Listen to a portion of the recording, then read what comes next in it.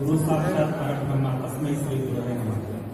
నా తల్లి తండ్రి గురువు దైవం శ్రీ భగవాన్ సత్యసాయి బాబా వారి ఆధారంగా కోటి నమస్కారం. ఇక్కడికి వచ్చిన బాల వికాస విద్యార్థులకి, గురువులకి, సాయి కుటుంబ సభ్యులందరికీ కూడా నా ప్రేమపూర్వక సాయం. బాల వికాస్ తోటి నా పరిచయము నేను 6వ తరగతి చదువుతున్నప్పుడు 1996లో జరిగింది. నేను పుట్టి పెరిగింది తెలంగాణలోని అత్యంత వెనుకబడిన జిల్లా అయిన ఆదిలాబాద్ జిల్లాలోని రామకృష్ణాపూర్ అనే చిన్న పారిశ్రామిక ప్రాంతం. మా తల్లిదండ్రులు కూడా ఎవరూ చదువుకోలేదు. మా ఇంట్లో ఎవరు సాయి డివోటీస్ లేరు. అసలు సాయిబాబా అంటే వాళ్ళకి ఎవరికి తెలియదు. అప్పుడు నాకున్న అడ్డంకులు రెండు. ఒకటి పేదరికం, రెండవది ఏమీ తెలియని తను, చుట్టూ ఉన్న సామాజిక పరిస్థితులు. పేదరికం అంటే ఎలా అంటే సాయిరామ్, ఒక సంవత్సరంలో కేవలం ఒక జత బట్టలే కుట్టిస్తారు, అది దసరాకి. ఆ కుట్టించేది స్కూల్ యూనిఫామ్ కుట్టిస్తారు. అది ఎలా ఉంటే ఆలోచించండి. That was the time it was. నా చుట్టూ ఉన్న పరిస్థితులు ఇవి కూడా నన్ను ఒక మంచి మార్గంలో నడిపే విధంగా లేవు. ఇంట్లోనే ధూమపానం చేయడం, ఇంట్లోనే మందు తాగడం, చుట్టూ ఉన్న యూత్ అంతా చెడు అలవాట్లకు బానిస అయిపోవడం. 4వ తరగతి చదువుతున్న నా చేత సారాయి ప్యాకెట్ తిమ్మని నా చుట్టుపక్కల వాళ్ళు చెప్తే అప్పుడు ఏది మంచి ఏది చెడు అని తెలుసుకోవాలని ఒక సందిగ్ధం ఉంటుంది సాయిరామ్. ఆ స్థితిలో ఒక అంధకారం. అసలు మనం చేస్తున్నది సరైనదేనా, మనం చేస్తున్నది తప్ప, అది ఏమీ తెలియని ఒక తనం. చెడిపోవడానికి 100కి 99% ఆస్కారం ఉన్నటువంటి సమయం. అలాంటి సమయంలో దాహం ఉన్నవాడికి నీళ్ళు ఇచ్చినట్టు, ఆకలేసిన వాడికి అన్నం పెట్టినట్టు నన్ను హక్కును చేర్చుకుంది శ్రీ సత్యసాయి బాల వికాస్ మా గురువు గారు.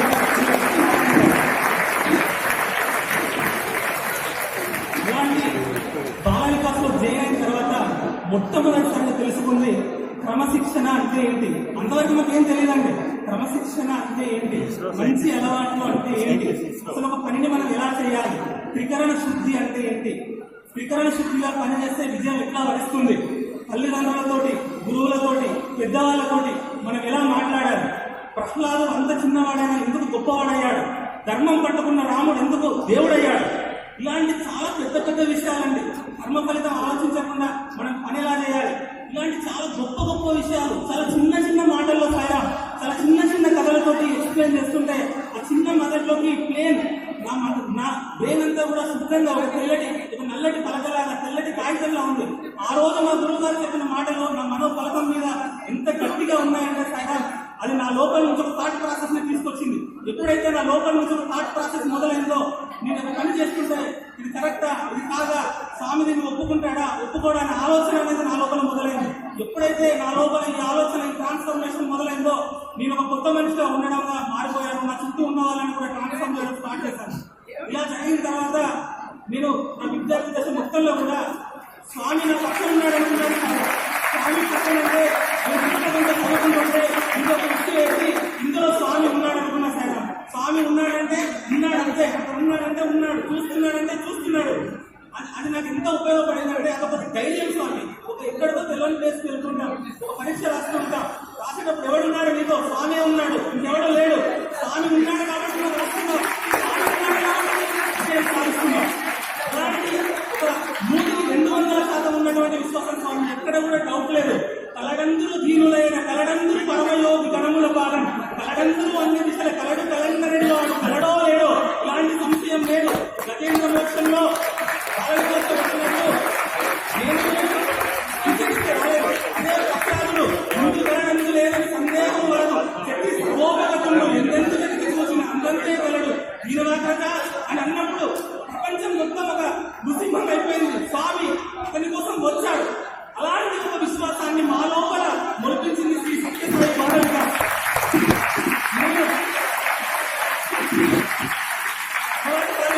స్వామి చెప్పిన మాటలు స్వామి చెప్పింది నేను చాలా గట్టిగా పట్టుకున్నాను సార్.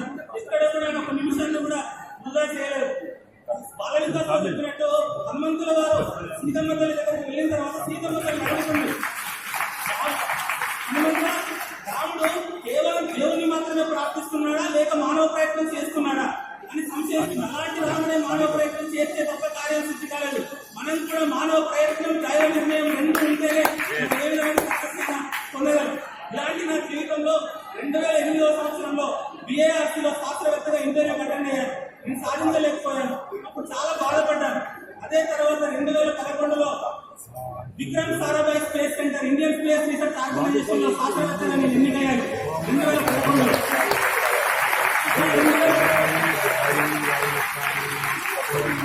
అలా 2011లో నేను విక్రమ్ సారాభాయ్ స్పేస్ సెంటర్ లో శాస్త్రవేత్తగా ఎన్నికైన తర్వాత నేను విక్రమ్ సారాభాయ్ స్పేస్ సెంటర్ ప్రధాన ద్వారం దగ్గరికి వెళ్ళి చూసిన తర్వాత అక్కడ అన్ని PSLV models, GSLV models, India launch చేసిన సాటిలైట్స్ ఇవన్నీ చుట్టూ ఉన్నాయి సార్.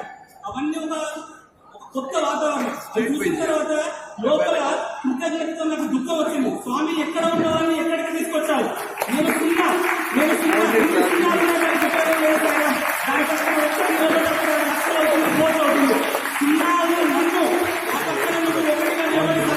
నన్ను లక్షలు చేసావు, నన్ను కోటిని చేసావు, నాకు పిల్లలు తీసుకొచ్చావు అని నేను స్వామి ప్రార్థించి ఎక్కడో ఉన్నవాడిని ఇక్కడికి తీసుకొచ్చావు.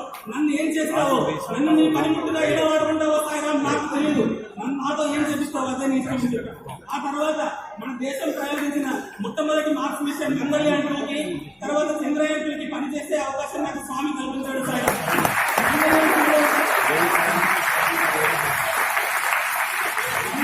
మంగళయాన్ 2లో ఉన్నటువంటి పైరో సిస్టమ్స్ అన్ని కూడా నేనే చేశాను. ఇప్పుడు కరెంట్లీ ఇండియాస్ న్యూ లాంచ్ లేకి, స్మాల్ శాటిలైట్ లాంచ్ లేకి ఎస్ఎస్ఎల్వి ఫస్ట్ స్టేజ్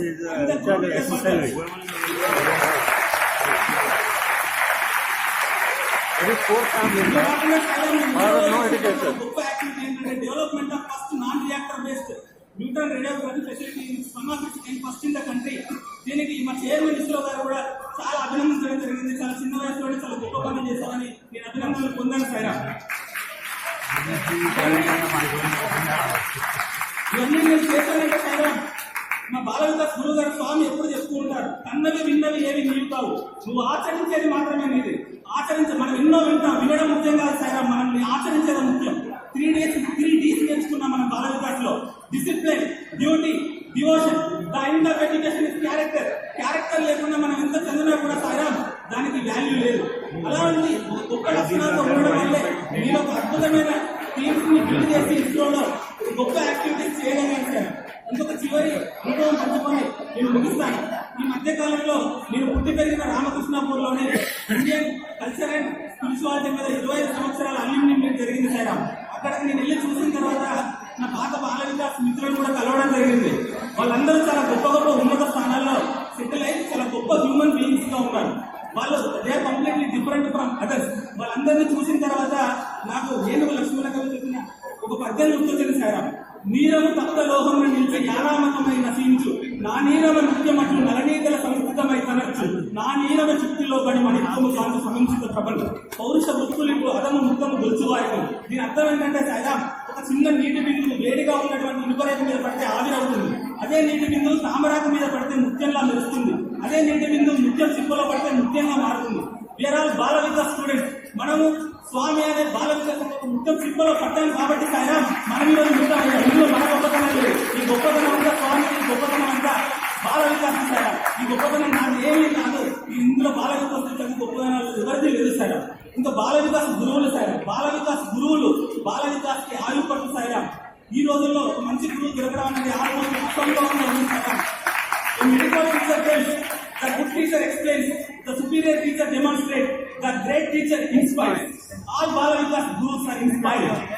మా గురువు లక్ష్మీనారాయణ గారు ఇప్పటికీ కూడా నన్ను ఇన్స్పైర్ చేస్తూ ఉంటారు. ఆయన చూస్తుంటేనే నాకు ఒక ఇన్స్పిరేషన్. బాల వికాస్ లో మాత్రమే కాదు సాయిరాం, నేను ఇప్పటికీ కూడా నేను నా చివరి నిమిషం వరకు నా గురువే నాకు ఇన్స్పిరేషన్ సాయిరాం. అలాంటి ఎందరో గురువులు, ఎందరో మహానుభావులు, అందరికీ వందనాలు. అలాంటి బాల వికాస్ గురువులకి సాయిబాబా స్వామి వారు ఆయురారోగ్యాన్ని ప్రసాదించి ఈ భూమి మీద మానవులు ఉన్నంత వరకు బాల వికాస్ కొనసాగి వర్తిల్లాలని, లోక వికాసం కోసం బాల వికాస్ పాటుపడాలని స్వామి పాదాలను ప్రార్థిస్తూ ముగిస్తున్నాను సాయం. జై సాయి.